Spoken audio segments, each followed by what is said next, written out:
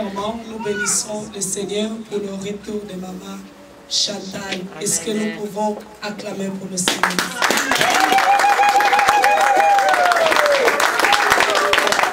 Maman Yuna était absente pendant, si je calcule bien, 3 dimanches. Mais nous acclamons le Seigneur parce qu'il est encore revenu dans la maison de son Père. Acclamons pour Jésus.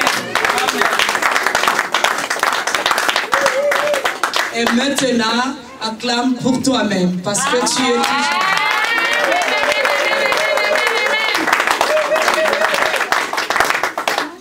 Amen, amen, amen. Je ne cesse pas de faire cette déclaration. J'aime Dieu. Amen, amen. Et je crois aussi, si tu es là, c'est parce que tu aimes Dieu. Et lorsque nous aimons Dieu, mes bien-aimés, soyons sûrs et certains que le Seigneur nous prendra en charge. Est-ce que tu m'as bien saisi? J'ai dit ceci.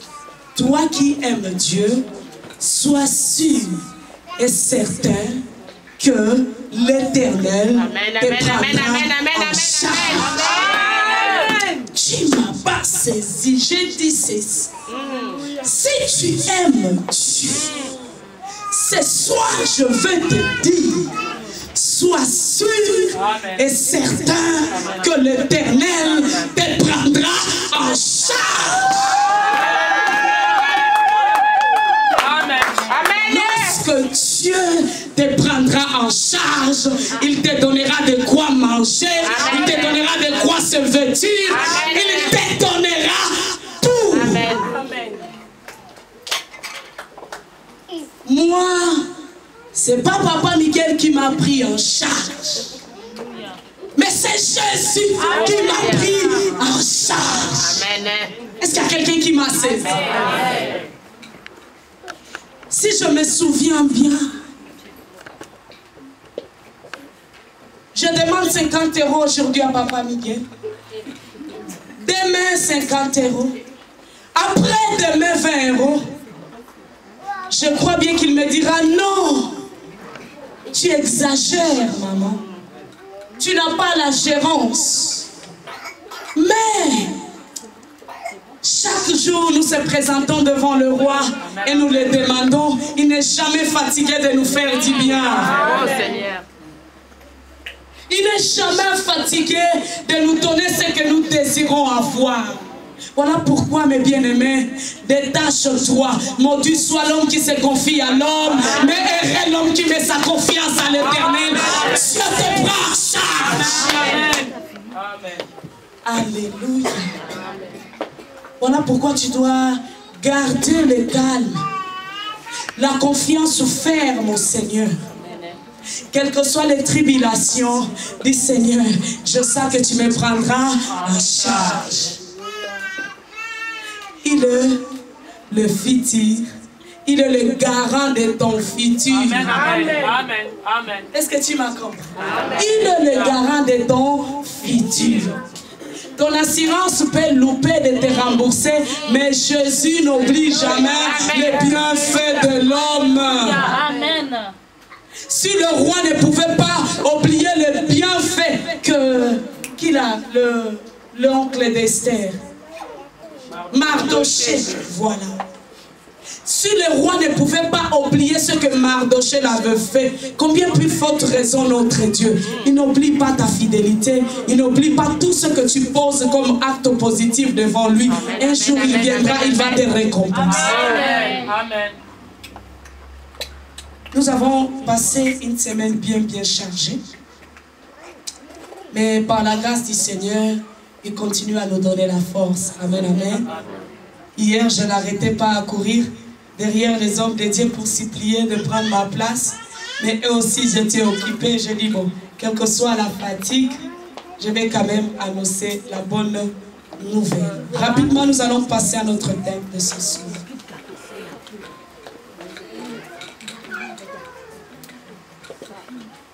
L'héritage des saints. Maman, est-ce que vous pouvez nous lancer cela? Nous allons lire tous ensemble. 1, 2, 3. L'héritage des saints. Gloire soit rendue au Seigneur. L'héritage de sang. Retenez bien le thème pour que nous puissions comprendre quelle est la pensée du Seigneur pour chacun de nous. L'héritage de sang. Nous allons lire Romains chapitre 8, verset 17. Je ne sais pas, mais j'aimerais que tu ne sois pas distrait parce que le Saint-Esprit est à l'œuvre dans cette salle. Amen, amen. Amen. Même dans la douceur, il fait son travail. Amen, amen, amen, amen. Gloire soit rendue au Seigneur. Romains chapitre 8, verset 17. Sur l'assemblée tout entière peut se tenir debout afin que nous puissions faire la lecture de la parole de Dieu.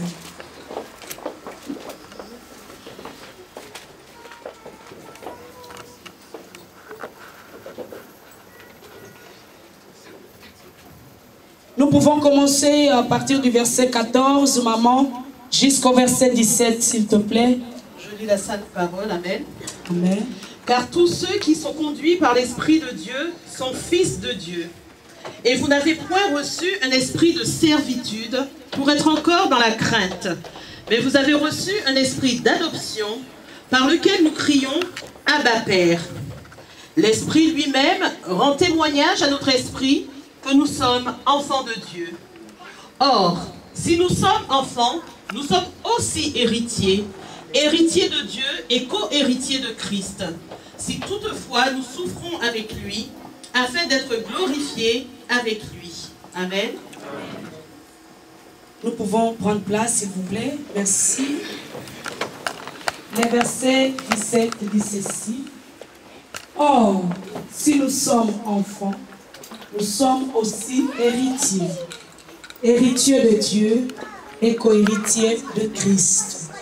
Si toutefois nous souffrons avec lui, afin d'être glorifiés avec lui. Mon thème, l'héritage de sang. Lorsque nous faisons cette déclaration, nous sommes héritiers de Dieu et co-héritiers de Christ.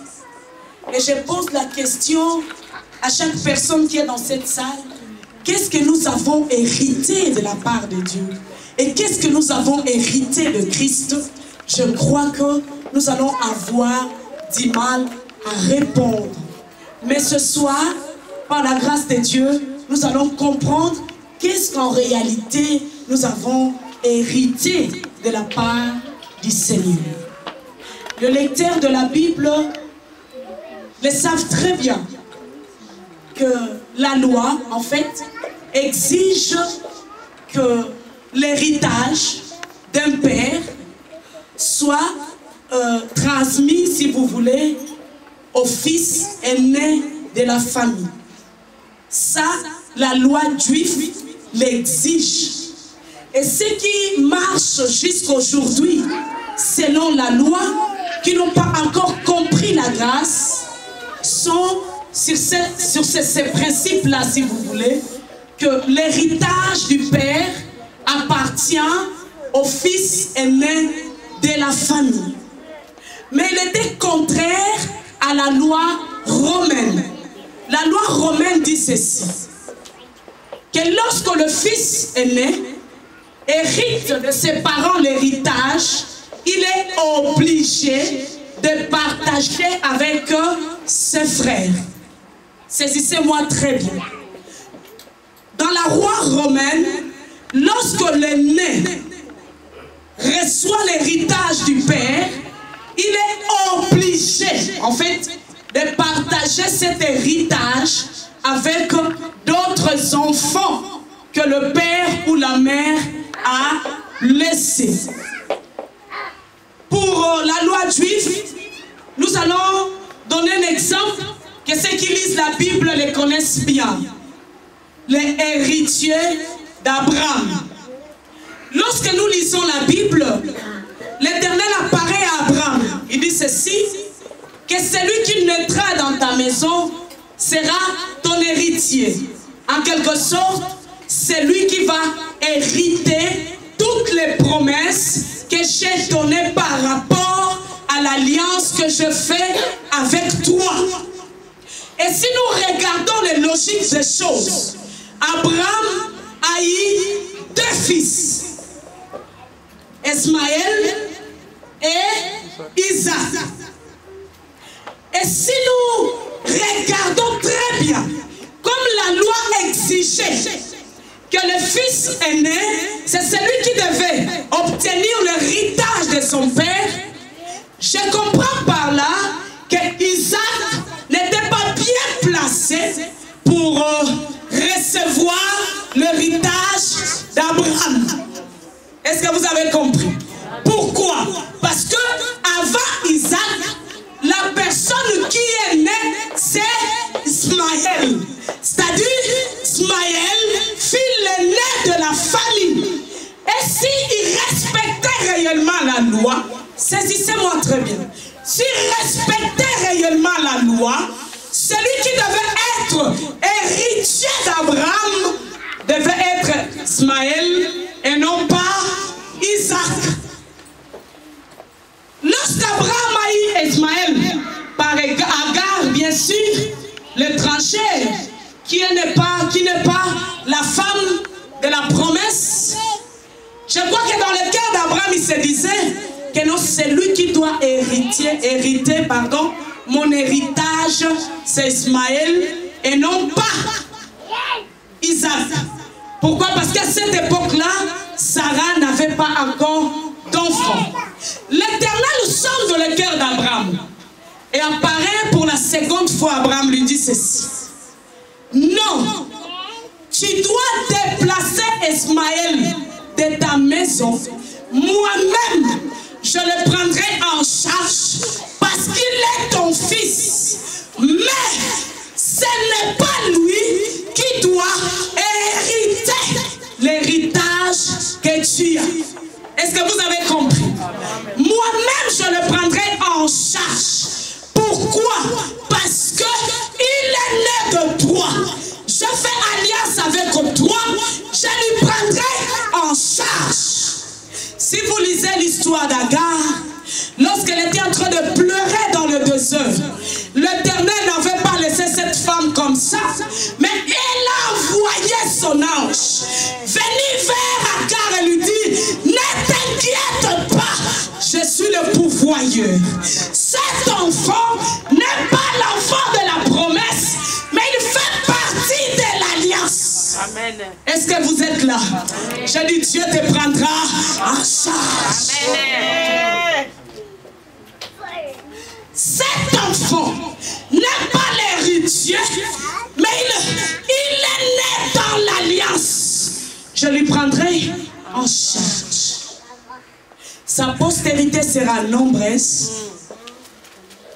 mais ils seront comme des anneaux, des brebis sauvages, si vous voulez, complétez vous-même. En fait, le peuple arabe est la descendance d'Ismaël. Tout ce que nous sommes en train de voir qu'ils font, si vous lisez la Bible, vous allez trouver que l'Éternel avait déjà parlé. Il dit, vous allez être dispersés sur toute la terre. Vous serez nombreux, mais vous serez comme des anneaux sauvages. Annexe ou anneaux? Anneaux, voilà. Anneaux. Vous serez comme des anneaux sauvages. C'est ce que nous voyons aujourd'hui. Partout ils sont, ils cherchent un peu. En fait, c'est une prophétie ou accomplissement de la prophétie.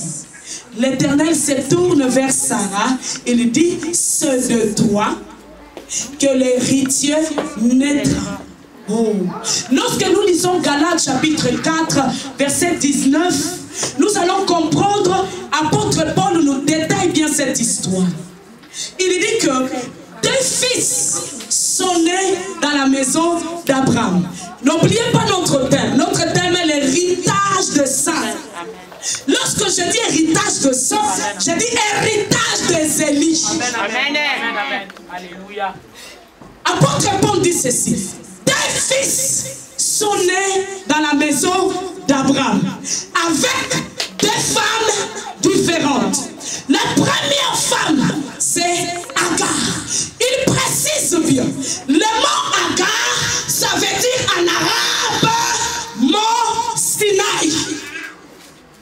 Or que le mont Sinaï est l'endroit où Moïse avait reçu la loi. Amen, amen, amen. Il révèle ceci. Oh. Que Agar représente la loi. Et Ismaël est le fils de la loi. Amen.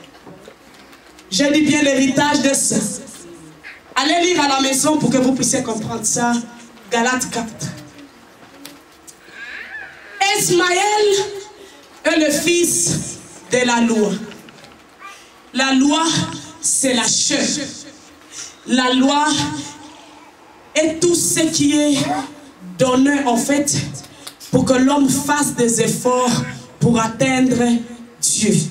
Il dit, c'est pourquoi Ismaël ne pouvait pas hériter la promesse que Dieu avait faite à Abraham.